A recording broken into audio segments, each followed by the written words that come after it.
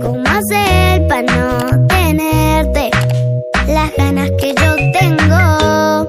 ¿Cómo hacer? Shalom dan salam sehat bagi kita semuanya. Pada kali ini saya akan menjelaskan materi tentang pendekatan saintifik dalam kurikulum 2013. Perkenalkan, nama saya Murniati sampai kada kakak dari kelas A Pendidikan Agama Kristen dari Institut Agama Kristen Negeri Toraja.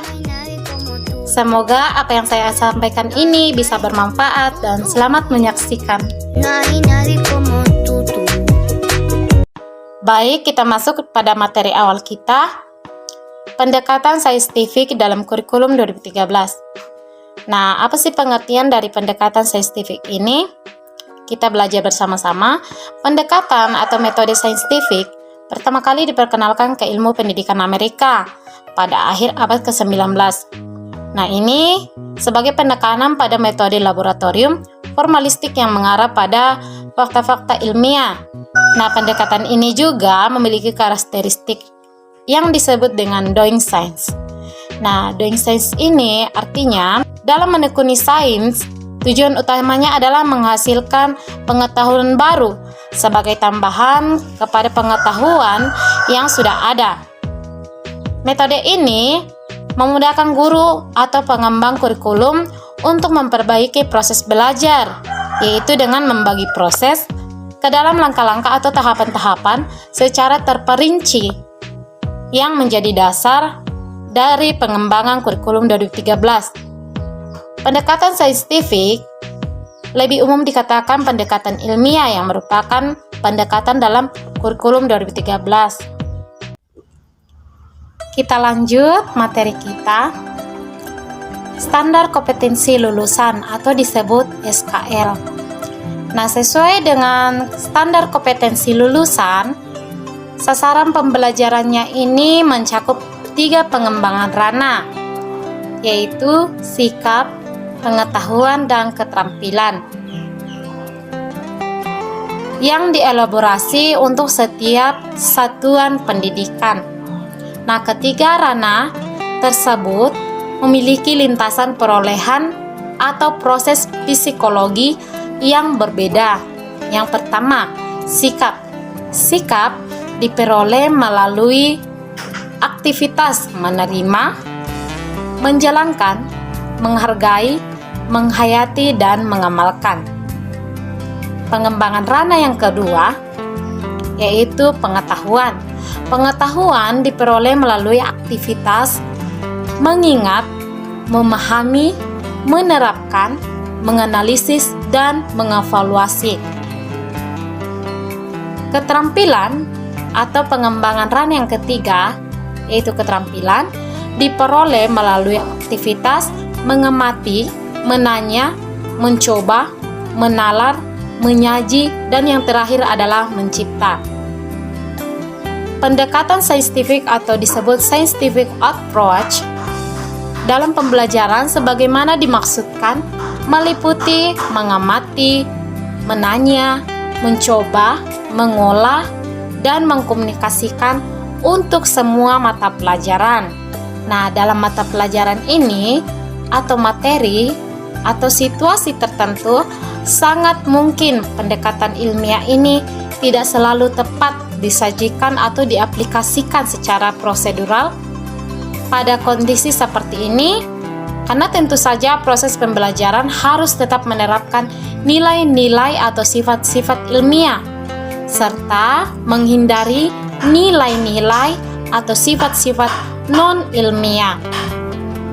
Nah, selanjutnya kita akan tahu apa saja yang menjadi pendekatan ilmiah pembelajaran di dalam proses pembelajaran. Yang pertama, mengamati. Nah, kegiatan ini atau metode ini memiliki keunggulan tertentu seperti menyajikan media objek secara nyata. Pendidik atau peserta didik ini senang dan bertantang serta mudah pelaksanaannya. Nah, kegiatan mengamati dalam rangka pembelajaran ini biasanya memerlukan waktu persiapan yang lama dan matang. Biaya dan tenaga relatif banyak dan jika tidak terkendali akan mengaburkan makna serta tujuan pembelajaran.